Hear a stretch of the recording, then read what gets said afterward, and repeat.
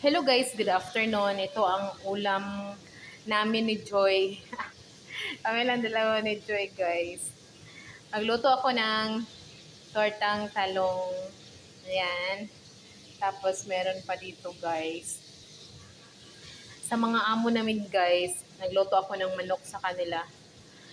Ayaw ko ng manok ngayon guys kasi puro na lang manok-manok. Kaya ito muna ang pagkain namin ngayon. Tapos, piniprito ko na siya guys. Nandiyan na siya. O, diba? Nilagyan ko siya ng kamatis, sibuyas. Colorful siya tingnan guys. O, diba? So, baliktarin ko na guys. Kasi luto na yung sa ilalim. Wow, sarap-sarap kaya nito guys.